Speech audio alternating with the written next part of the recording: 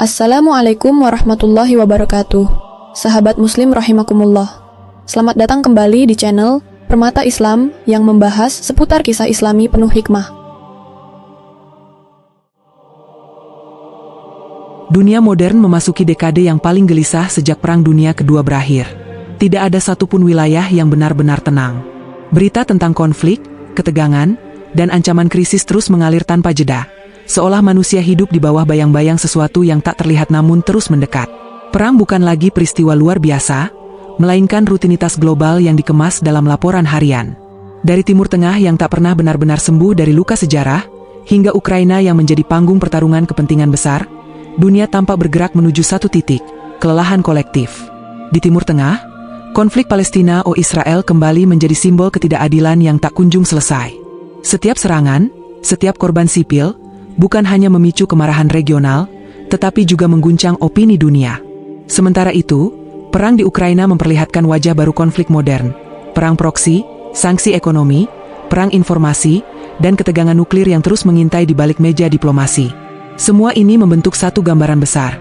Sistem dunia sedang rapuh, dan keseimbangan global tidak lagi stabil. Di tengah semua itu, Amerika Serikat tetap berdiri sebagai pusat kekuasaan global. Negara ini bukan hanya kekuatan militer terbesar, tetapi juga pusat kendali ekonomi, politik, dan intelijen dunia. Dengan jaringan militer yang tersebar di ratusan pangkalan luar negeri, serta lembaga intelijen seperti CIA dan FBI yang memiliki jangkauan global, Amerika bukan sekadar negara, ia adalah sistem. Sebuah poros yang selama puluhan tahun menentukan arah dunia. Siapa kawan, siapa lawan, siapa ancaman, dan siapa yang harus diawasi. Namun justru dari pusat kekuasaan inilah muncul kegelisahan yang semakin sulit disembunyikan. Amerika, dengan segala kekuatannya, menghadapi dunia yang tidak lagi mudah dikendalikan. Polarisasi politik di dalam negeri semakin tajam, krisis kepercayaan terhadap institusi meningkat, dan posisi hegemon global mulai dipertanyakan oleh kekuatan-kekuatan baru. Dunia tidak lagi sepenuhnya tunduk pada satu kendali tunggal. Di titik inilah nama Donald Trump muncul sebagai simbol dari keguncangan tersebut. Terlepas dari posisi politik seseorang terhadapnya, Trump adalah figur yang tidak bisa diabaikan dalam membaca dinamika global. Retorikanya keras, konfrontatif, dan seringkali menempatkan dunia dalam dikotomi sederhana, kawan atau ancaman. Dalam berbagai pidato dan kebijakan, Trump kerap menggambarkan dunia sebagai tempat yang penuh bahaya, di mana Amerika harus selalu waspada terhadap musuh yang terlihat maupun yang tersembunyi. Di bawah kepemimpinan Trump, dan bahkan setelahnya, narasi tentang ancaman global semakin menguat. Ancaman tidak lagi selalu berupa negara musuh dengan bendera dan tentara, tetapi juga ideologi, keyakinan, dan gerakan yang dianggap mampu mengguncang tatanan. Dalam logika kekuasaan modern, segala sesuatu yang tidak bisa dipetakan, diprediksi, atau dikendalikan, secara otomatis ditempatkan dalam kategori bahaya. Sejarah mencatat satu pola yang konsisten. Setiap kali sebuah sistem kekuasaan berada di puncaknya, ia akan sangat sensitif terhadap tanda-tanda perubahan besar. Kekuasaan tidak takut pada kritik kecil, tetapi sangat takut pada perubahan mendasar. Tidak takut pada oposisi biasa, tetapi gentar pada narasi yang mampu menggugah jutaan manusia sekaligus. Ketakutan ini tidak selalu muncul dalam bentuk perang terbuka. Justru seringkali ia hadir dalam bentuk paranoia, pengawasan, dan pencarian musuh potensial yang bahkan belum nyata. Dalam konteks inilah, figur-figur simbolik mulai mendapat perhatian berlebihan. Sistem kekuasaan modern memahami satu hal dengan sangat baik. Ide bisa jauh lebih berbahaya daripada senjata. Sebuah keyakinan, jika dipercaya oleh cukup banyak orang, mampu menggoyahkan stabilitas yang dibangun selama puluhan tahun. Maka tidak mengherankan jika dunia intelijen global selalu memantau bukan hanya pergerakan militer, tetapi juga wacana, kepercayaan, dan narasi-narasi besar yang hidup di tengah masyarakat. Disinilah muncul sebuah pertanyaan yang mungkin terasa janggal, namun terus berulang dalam berbagai diskusi global. Mengapa narasi tentang Imam Mahdi kerap muncul sebagai momok dalam wacana tertentu? Mengapa sebuah figur religius, yang bagi sebagian orang hanya bagian dari keyakinan eskatologis, bisa diposisikan sebagai ancaman geopolitik? Pertanyaan ini tidak muncul dari ruang kosong. Dalam dunia yang diatur oleh kalkulasi kekuasaan, stabilitas adalah segalanya. Dan stabilitas hanya bisa dijaga jika arah masa depan dapat diprediksi. Masalahnya, narasi-narasi religius besar selalu berbicara tentang perubahan total, tentang runtuhnya sistem lama dan lahirnya tatanan baru. Bagi kekuasaan global, ini bukan sekadar wacana spiritual, melainkan potensi gangguan terhadap status quo. Figur religius menjadi menakutkan bukan karena kekuatan militernya, tetapi karena daya simboliknya. Ia tidak membutuhkan senjata canggih untuk memengaruhi dunia. Cukup dengan keyakinan, dengan narasi keadilan, dengan janji perubahan, ia mampu menggerakkan massa tanpa komando resmi. Dalam kacamata geopolitik modern, ini adalah bentuk ancaman yang paling sulit dihadapi. Ancaman yang tidak punya alamat tetap, tidak punya struktur formal, dan tidak bisa dinegosiasikan dengan sanksi ekonomi. Ketika sistem kekuasaan global melihat dunia yang semakin tidak stabil, perang di berbagai penjuru, krisis ekonomi yang berulang, ketidakpercayaan publik terhadap pemimpin, maka segala narasi tentang penyelamat, pemimpin akhir, atau figur keadilan universal, otomatis masuk radar kewaspadaan. Bukan karena figur itu sudah nyata, tetapi karena gagasannya sudah hidup. Inilah paradoks dunia modern.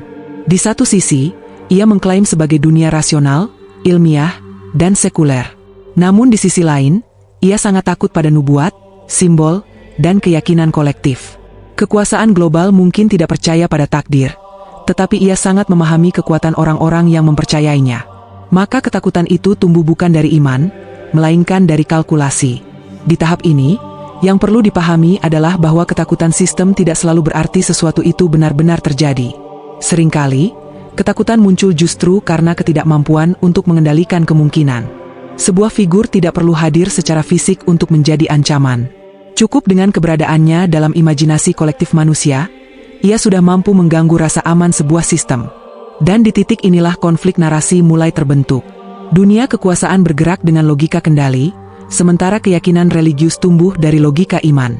Ketika dua logika ini bersinggungan, yang lahir bukan dialog, melainkan kecurigaan. Bukan upaya saling memahami, melainkan ketakutan yang perlahan mengeras. Figur-figur religius pun kerap dipandang bukan sebagai ekspresi keimanan umat, melainkan sebagai variabel risiko dalam peta kepentingan geopolitik. Yang terasa bukanlah kehadiran seorang tokoh tertentu, melainkan suasana dunia yang semakin tegang. Sistem yang dibangun untuk mengatur dan mengendalikan mulai menunjukkan kegelisahannya, sensitif terhadap segala hal yang berpotensi mengguncang stabilitas. Dalam kondisi seperti ini, sebuah nubuat, apapun bentuk dan asalnya, dapat terasa lebih menggetarkan daripada deru jet tempur atau gemuruh ledakan rudal. Dan ketika ketakutan muncul bahkan sebelum sesuatu itu tampak nyata, disitulah menjadi jelas bahwa persoalan sesungguhnya tidak terletak pada sosok yang diperbincangkan, melainkan pada dunia yang telah terlalu rapuh untuk menghadapi kemungkinan sebuah perubahan besar. Sejarah kekuasaan modern memperlihatkan satu pola yang konsisten dan terdokumentasi dengan baik. Negara adidaya tidak hanya memantau pergerakan senjata dan pasukan, tetapi juga mengawasi gagasan, keyakinan, dan kebangkitan ideologis.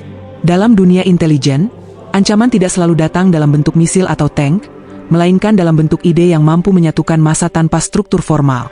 Karena itu, lembaga-lembaga seperti CIA dan FBI sejak lama memiliki divisi khusus yang mempelajari agama, gerakan spiritual, dan dinamika sosial lintas negara. Ini bukan teori konspirasi, melainkan fakta sejarah yang dapat dilacak melalui dokumen, laporan akademik, dan pengakuan para analis keamanan sendiri. Selama Perang Dingin, misalnya, CIA tidak hanya memantau kekuatan militer Uni Soviet, tetapi juga mempelajari pengaruh ideologi, bagaimana komunisme menyebar, bagaimana narasi keadilan sosial memikat negara-negara berkembang, dan bagaimana agama bisa menjadi alat perlawanan atau justru stabilisasi. Dunia intelijen memahami satu hal mendasar. Ide adalah bahan bakar perubahan terbesar dalam sejarah manusia. Salah satu contoh paling nyata adalah revolusi Iran tahun 1979. Sebelum revolusi itu terjadi, banyak analis Barat melihat Iran sebagai negara yang relatif stabil di bawah kekuasaan sah yang didukung Barat. Namun yang gagal dibaca oleh sistem intelijen saat itu adalah kekuatan narasi spiritual yang tumbuh di akar masyarakat. Ketika revolusi meledak, dunia Barat terkejut, bukan karena kekuatan militernya, tetapi karena sebuah kepemimpinan religius mampu menggulingkan rezim yang didukung kekuatan global. Sejak saat itu, kebangkitan spiritual tidak lagi dianggap sebagai urusan internal umat beragama, melainkan variabel geopolitik yang serius. Dari titik itu, pemantauan terhadap gerakan keagamaan meningkat tajam. Setiap kebangkitan religius yang memiliki potensi massa, narasi keadilan, dan kritik terhadap sistem global, seringkali langsung diberi label radikal, ekstrim, atau berbahaya. Tidak selalu karena gerakan tersebut membawa kekerasan, tetapi karena ia membawa kemungkinan perubahan tatanan. Dalam logika kekuasaan, perubahan yang tidak bisa diprediksi adalah ancaman terbesar. Disinilah figur Imam Mahdi seringkali masuk dalam kategori salah paham yang fatal. Bagi sebagian analis barat yang melihat dunia semata-mata melalui kacamata politik dan keamanan, Imam Mahdi dipersepsikan sebagai simbol revolusi global umat Islam, seolah-olah ia adalah pemimpin politik, jenderal perang, atau figur pemberontakan internasional. Padahal persepsi ini lahir dari ketidaktahuan terhadap konsep aslinya dalam Islam, dan dari kecenderungan sistem modern untuk mereduksi segala sesuatu menjadi ancaman kekuasaan.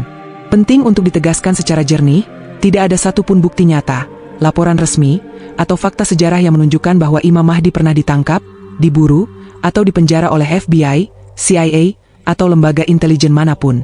Klaim semacam itu tidak pernah berdiri di atas data yang valid. Yang benar-benar ada, dan dapat dibuktikan, adalah ketakutan terhadap konsepnya, bukan terhadap sosok fisiknya. Ketakutan terhadap kemungkinan, bukan terhadap realitas yang telah terjadi. Sistem dunia tidak bergerak berdasarkan iman, tetapi berdasarkan skenario. Ia memetakan segala kemungkinan yang bisa mengganggu stabilitas. Dalam pemetaan itu, figur Imam Mahdi tidak dibaca sebagai pribadi, melainkan sebagai simbol. Simbol dari keadilan global, simbol dari runtuhnya kezaliman, simbol dari akhir dominasi sistem yang tidak lagi dipercaya manusia. Dan simbol semacam ini, dalam sejarah kekuasaan, selalu dianggap berbahaya. Sebab sistem dunia tidak benar-benar takut pada senjata. Senjata bisa dilawan dengan senjata. Tidak takut pada uang, karena uang bisa dikendalikan. Tidak takut pada politik, karena politik bisa dinegosiasikan. Yang paling ditakuti adalah figur, atau ide, yang tidak bisa dibeli, tidak bisa diintimidasi, dan tidak bisa dikendalikan melalui mekanisme duniawi. Figur yang tidak bermain dalam aturan sistem, tetapi justru mengancam untuk mengakhiri relevansinya. Dalam banyak laporan strategis, istilah yang sering muncul adalah uncontrollable variable, variabel tak terkendali. Dan dalam logika kekuasaan modern, agama seringkali masuk kategori ini. Bukan karena agama identik dengan kekerasan, tetapi karena ia berbicara tentang loyalitas tertinggi manusia. Ketika manusia lebih takut kepada Tuhan daripada kepada sistem, maka sistem kehilangan cengkeramannya. Inilah ketakutan terdalam yang jarang diucapkan secara terbuka. Maka tidak mengherankan jika wacana tentang Imam Mahdi kerap muncul dalam narasi sensasional. Ditangkap, diburu, dipenjara, atau diawasi. Semua itu bukan cerminan realitas, melainkan cerminan kecemasan. Sebuah cara sistem modern untuk menjinakkan sesuatu yang tidak ia pahami, dengan mengubahnya menjadi cerita kekuasaan, seolah-olah segala sesuatu bisa diselesaikan dengan aparat dan borgol. Padahal, jika ditelusuri lebih dalam, ketakutan ini justru mengungkap kelemahan sistem itu sendiri. Sistem yang benar-benar kuat tidak panik terhadap ide. Sistem yang benar-benar stabil tidak gentar terhadap keyakinan. Kepanikan muncul ketika fondasi sudah rapuh, ketika kepercayaan publik menurun, dan ketika masa depan tidak lagi bisa dijanjikan dengan bahasa ekonomi atau politik semata. Di titik inilah dunia berdiri sekarang. Sistem global yang dibangun di atas kekuatan, transaksi, dan dominasi, mulai kehilangan daya ikatnya. Manusia mencari makna, bukan sekadar keamanan. Mencari keadilan, bukan sekadar stabilitas semu. Dan setiap kali pencarian itu mengarah pada figur-figur besar dalam tradisi agama, sistem bereaksi dengan refleks lama, pengawasan, pelabelan, dan ketakutan. Semua ini membawa kita pada satu pertanyaan yang tak bisa lagi dihindari. Jika begitu besar ketakutan terhadap konsep Imam Mahdi, jika begitu sering namanya muncul dalam narasi ancaman, jika begitu banyak kesalahpahaman yang dibangun di sekelilingnya, maka pertanyaan paling mendasar justru belum dijawab. Lalu sebenarnya, siapakah Imam Mahdi menurut Islam? Pertanyaan itulah yang sejak awal seharusnya diajukan, bukan dengan kacamata ketakutan geopolitik atau logika kekuasaan modern, melainkan dengan pendekatan ilmu dan akidah. Siapakah sebenarnya Imam Mahdi menurut Islam, dan mengapa gambaran tentangnya seringkali bertolak belakang dengan realitas riwayat yang sahih? Dalam Khazanah Islam, Imam Mahdi bukanlah figur mitologis yang lahir dari cerita rakyat atau imajinasi apokaliptik.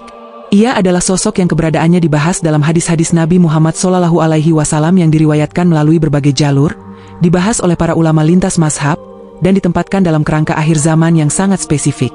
Pembahasan tentangnya tidak pernah berdiri sendiri, tetapi selalu terkait dengan kondisi umat, kerusakan moral, dan kegagalan manusia menjaga amanah kekuasaan. Riwayat-riwayat sahih menyebutkan bahwa Imam Mahdi adalah seorang lelaki dari keturunan Nabi Muhammad SAW melalui jalur Sayyidah Fatimah. Nasab ini bukan sekadar simbol kehormatan, tetapi penegasan bahwa ia lahir dari garis manusia biasa, bukan dari dunia gaib atau dimensi mistis. Dalam beberapa hadis disebutkan namanya sama dengan nama Nabi, dan nama ayahnya sama dengan nama ayah Nabi. Namun para ulama menegaskan bahwa detail ini bukan untuk dijadikan alat identifikasi liar, apalagi untuk klaim sepihak, melainkan sebagai ciri umum yang hanya akan menjadi jelas ketika waktunya tiba. Yang paling penting dari seluruh penjelasan ini adalah satu penegasan mendasar, Imam Mahdi adalah manusia biasa. Ia bukan nabi, ia bukan malaikat, ia bukan makhluk supranatural yang turun dari langit dengan kekuatan di luar hukum manusia. Ia tidak maksum, tidak terbebas dari kemungkinan salah, dan tidak membawa wahyu baru. Perannya bukan menggantikan kenabian, melainkan menghidupkan kembali keadilan dengan berpegang pada ajaran yang telah ada. Penegasan ini sangat penting, karena banyak kesalahpahaman modern justru lahir dari anggapan bahwa Imam Mahdi adalah sosok super yang datang dengan kekuatan luar biasa, pasukan global, dan rencana besar yang telah disusun sejak lama. Padahal, gambaran seperti itu lebih dekat pada fantasi politik ketimbang ajaran Islam. Dalam hadis-hadis yang sahih, Imam Mahdi justru digambarkan sebagai sosok yang tidak mencari kekuasaan, tidak mengejar kepemimpinan, dan bahkan enggan menerima tanggung jawab tersebut. Cara kemunculannya pun sangat jauh dari logika propaganda modern. Ia tidak mengumumkan dirinya. Ia tidak datang dengan manifesto. Ia tidak memperkenalkan diri melalui media, jaringan, atau dukungan elit. Dalam banyak riwayat, disebutkan bahwa ia justru dibayat secara terpaksa oleh umat di dekat Ka'bah, ketika kondisi dunia telah sedemikian rusak dan umat berada dalam kebuntuan moral serta kepemimpinan. Bayat itu bukan hasil rencana politik, melainkan respon spontan umat yang melihat kebutuhan mendesak akan keadilan. Ini adalah poin yang sering diabaikan oleh narasi sensasional. Imam Mahdi tidak membawa pasukan global sejak awal. Ia tidak muncul sebagai panglima perang internasional. Ia tidak datang untuk merebut kekuasaan dari tangan negara-negara besar. Kemunculannya terjadi justru ketika sistem dunia kelelahan oleh sistemnya sendiri, ketika hukum tidak lagi dipercaya, ketika kekuasaan kehilangan legitimasi moral, dan ketika manusia tidak lagi menemukan keadilan dalam struktur yang ada.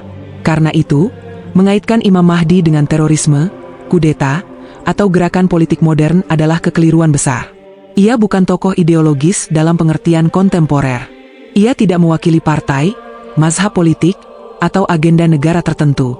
Perannya bersifat korektif, bukan destruktif. Ia datang bukan untuk meruntuhkan dunia secara brutal, tetapi untuk menata kembali keadilan yang telah lama runtuh. Kesalahpahaman inilah yang sering membuat dunia modern panik. Ketika sebuah figur religius dibaca dengan kacamata kekuasaan, maka segala sesuatu tentangnya akan disalahartikan. Sistem yang terbiasa menghadapi ancaman bersenjata akan selalu mencari senjata. Sistem yang terbiasa menghadapi pemberontakan akan selalu mencari pasukan. Padahal, dalam kasus Imam Mahdi, ancaman yang dirasakan bukanlah ancaman fisik, melainkan ancaman moral terhadap legitimasi sistem itu sendiri. Imam Mahdi bukan jawaban politik atas krisis global. Ia bukan hasil prediksi ilmiah, bukan produk analisis geopolitik, dan bukan solusi teknokratis atas kegagalan sistem. Ia adalah jawaban ilahi atas kegagalan manusia menjaga amanah. Ketika hukum dibuat tanpa keadilan, ketika kekuasaan dijalankan tanpa moral, dan ketika ilmu digunakan tanpa iman, maka dunia akan sampai pada titik di mana solusi manusiawi tidak lagi cukup. Disinilah posisi Imam Mahdi menjadi sangat berbeda dari tokoh-tokoh yang biasa ditakuti oleh sistem dunia. Ia tidak bisa dinegosiasikan dengan kepentingan. Ia tidak bisa dipetakan dalam strategi keamanan. Ia tidak bisa dipatahkan dengan sanksi atau propaganda. Bukan karena ia kebal terhadap kekuasaan, tetapi karena ia tidak bergerak dalam logika kekuasaan itu sendiri. Justru karena itulah, semakin dekat dunia pada keruntuhan nilai, semakin sering nama Imam Mahdi muncul dalam percakapan, bukan sebagai sosok yang benar-benar dipahami, tetapi sebagai bayangan ketakutan dan harapan yang bercampur. Ketakutan bagi sistem yang kehilangan kendali, dan harapan bagi manusia yang telah lama kehilangan keadilan. Namun pemahaman yang benar tentang Imam Mahdi menuntut satu hal yang sering hilang dalam era sensasi, kesabaran ilmiah. Islam tidak mengajarkan umatnya untuk berburu figur, menebak waktu, atau membangun skenario sendiri. Ia mengajarkan kesiapan iman, kejernihan akal, dan kehati-hatian dalam menghadapi klaim besar. Sebab sejarah telah berulang kali menunjukkan bahwa kerusakan terbesar justru lahir ketika manusia mendahului takdir dengan ambisi dan ketakutan mereka sendiri. Kesabaran ilmiah itulah yang sejak awal membedakan antara keimanan yang kokoh dan sensasi yang mudah dipermainkan. Sebab dari titik inilah dapat dipahami mengapa setiap kali dunia memasuki fase krisis besar, bayangan tentang Imam Mahdi selalu muncul bukan sebagai kajian yang tenang, melainkan sebagai ketakutan yang liar dan penuh kecurigaan. Sistem global modern, sebagaimana telah terlihat sepanjang sejarah, memiliki satu naluri dasar, mempertahankan diri. Ketika ekonomi goyah, Ketika legitimasi moral runtuh, ketika hukum kehilangan kepercayaan publik, sistem akan mencari ancaman eksternal untuk menjelaskan kegagalannya. Dalam banyak kasus, ancaman itu berupa negara lain, ideologi politik, atau senjata pemusnah massal. Namun ada kalanya ancaman itu tidak berbentuk fisik sama sekali, melainkan simbolik, sebuah figur yang mewakili runtuhnya tatanan lama. Di titik inilah konsep Imam Mahdi sering disalahpahami dan ditakuti. Bukan karena apa yang ia lakukan, melainkan karena apa yang ia lambangkan. Dalam narasi Islam, Imam Mahdi adalah simbol berakhirnya kezaliman sistemik. Ia hadir ketika keadilan tidak lagi dapat ditegakkan oleh struktur yang ada. Ia muncul bukan untuk merebut kekuasaan, tetapi ketika kekuasaan kehilangan makna. Bagi sistem yang dibangun di atas dominasi, ketimpangan, dan manipulasi, simbol seperti ini jauh lebih mengganggu daripada senjata apapun. Ketakutan sistem dunia bukanlah ketakutan terhadap individu bernama tertentu, melainkan terhadap gagasan bahwa kekuasaan bisa runtuh tanpa perang besar, tanpa kudeta konvensional, tanpa skenario yang bisa diprediksi. Imam Mahdi melambangkan kembalinya keadilan sebagai standar, bukan kepentingan. Ia melambangkan saat ketika hegemoni palsu, yang selama ini dibungkus dengan istilah stabilitas, keamanan, dan demokrasi, tidak lagi dipercaya oleh manusia. Inilah sebabnya mengapa dalam wacana global, figur religius seringkali direduksi menjadi ancaman keamanan. Bukan karena ajarannya, tetapi karena ia tidak bisa diukur dengan indikator kekuasaan modern. Ia tidak tunduk pada pasar. Ia tidak tergantung pada dukungan elit. Ia tidak bisa dibungkam dengan propaganda yang sama seperti tokoh politik biasa. Ketika sistem tidak mampu mengendalikan makna, maka yang muncul adalah ketakutan. Namun di sisi lain, ketakutan sistem global ini justru menjadi ujian besar bagi umat Islam sendiri. Sebab tidak sedikit yang kemudian terjebak pada narasi yang sama ekstremnya, tetapi dari arah yang berlawanan. Jika sistem dunia melihat Imam Mahdi sebagai ancaman politik, sebagian umat justru melihatnya sebagai sosok yang harus segera dicari, diumumkan, dan dibela, bahkan dengan mengorbankan akal sehat dan prinsip agama. Disinilah letak ujian iman yang sesungguhnya. Islam tidak mengajarkan umatnya untuk bereaksi terhadap ketakutan dunia dengan kepanikan spiritual. Ia tidak memerintahkan pencarian figur secara obsesif. Ia tidak membenarkan klaim sepihak atas nama nubuat. Justru sebaliknya, para ulama sepanjang sejarah selalu memperingatkan bahwa semakin dekat akhir zaman, semakin banyak fitnah yang menyerupai kebenaran. Sikap Muslim yang benar bukanlah menjadi detektif akhir zaman, apalagi menjadi juru tafsir geopolitik yang memaksakan setiap peristiwa dunia agar sesuai dengan imajinasi sendiri. Islam mengajarkan kehati-hatian, tidak menebak waktu, tidak menentukan tanggal, tidak mengaitkan setiap konflik dengan satu figur yang belum jelas.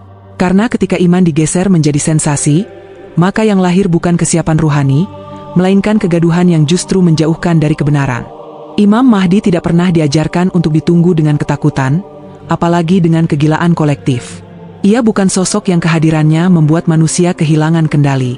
Ia justru muncul ketika manusia kehabisan arah dan membutuhkan pemulihan nilai. Karena itu, fokus utama seorang muslim bukanlah pada siapa Imam Mahdi hari ini, di mana ia berada, atau apakah ia sedang dikejar kekuatan besar dunia. Fokusnya adalah apakah dirinya sendiri telah siap secara iman jika zaman itu benar-benar datang. Kesiapan iman tidak diukur dari seberapa sering seseorang membicarakan akhir zaman, tetapi dari seberapa konsisten ia menjaga kejujuran ketika kebohongan menjadi norma. Dari seberapa teguh ia memegang keadilan ketika kezaliman dilegalkan. Dari seberapa kuat ia mempertahankan nilai ketika dunia menawarkan jalan pintas yang merusak. Sebab dalam banyak riwayat, fitnah akhir zaman tidak selalu datang dalam bentuk ancaman yang jelas, melainkan dalam bentuk pembenaran yang terasa masuk akal. Ketika sistem dunia panik, ketika media membangun narasi ketakutan, dan ketika rumor tentang penangkapan, pengawasan, atau perburuan figur religius beredar luas, Islam mengajarkan satu sikap yang jarang dimiliki dunia modern, tenang. Bukan karena tidak peduli, tetapi karena yakin bahwa kebenaran tidak membutuhkan sensasi untuk bertahan. Bahwa janji Allah tidak bergantung pada reaksi manusia. Dan bahwa keadilan sejati tidak bisa dihentikan oleh intelijen manapun. Pada akhirnya, perbincangan tentang Imam Mahdi selalu kembali pada cermin diri. Bukan tentang siapa yang ditangkap atau siapa yang panik. Bukan tentang negara mana yang bergerak atau lembaga apa yang bersiaga. Melainkan tentang siapa yang tetap lurus ketika dunia condong. Siapa yang tetap berpegang pada iman ketika narasi saling bertabrakan. Dan siapa yang mampu membedakan antara janji ilahi dan ketakutan buatan manusia ketika zaman benar-benar menguji keyakinan.